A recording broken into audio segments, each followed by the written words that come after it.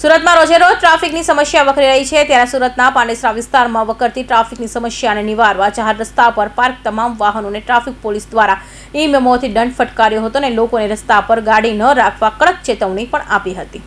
સુરતમાં વકરતી વસ્તી વચ્ચે ટ્રાફિકની સમસ્યા પણ દિન પ્રતિદિન વધી રહી છે ત્યારે ટ્રાફિકની સમસ્યાને જાહેર રોડ પર વાહનો પાર્ક કરવાનો સૌથી મોટો ન્યુસન્સ એટલે કે સમસ્યા ઊભી કરતો હોય છે ત્યારે સુરતના પાંડેસરા વિસ્તારમાં દક્ષેશ્વર મહાદેવ મંદિરથી પિયુષ પોઈન્ટે પત્રકાર કોલોની તેરેના ચોકડી કૈલાશ ચોકડીને ટ્રાફિક પોલીસની ઝોન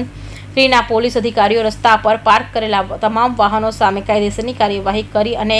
ઈ મેમો જારી કર્યા હતા। સાથે રસ્તા પર ગાડીઓ પાર્ક કરનાર લોકોને કડક ચેતવણી આપવામાં આવી છે કે જો ખોટી જગ્યાએ ગાડીઓ જોવા મળશે તો તેમની સામે કડક કાર્યવાહી કરવામાં આવશે। દક્ષેશ્વરથી પિયુષ પોઈન્ટ થઈ કૈલાસનગર 4 રસ્તા અને તેરેરામ સર્કલ પર જ્યારે પીક અવર્સ હોય છે ત્યારે જ્યારે પણ કોઈ પણ વાહન જતું હોય છે અને ખૂબ જ સમય લાગે છે અને એનું મુખ્ય કારણ હોય છે કે રિક્ષાવાળા ગમે ત્યાં પાર્કિંગ કરી આખો સર્વિસ રોડ બ્લોક રાખતા હોય છે,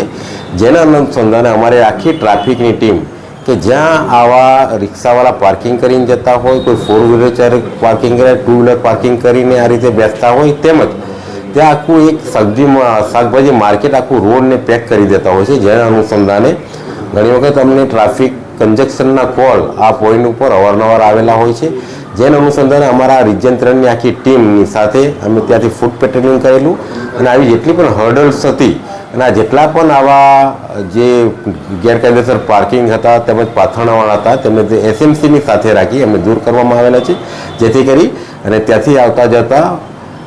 લોકો અને સરળતાથી ત્યાંથી ટ્રાફિકમાંથી પસાર થઈ શકે। કેટલા લોકોને દંડ ફટકારવામાં આવ્યો અને કઈ રીતે કાર્યવાહી કરવામાં આવી? લગભગ અમે 350થી વધુ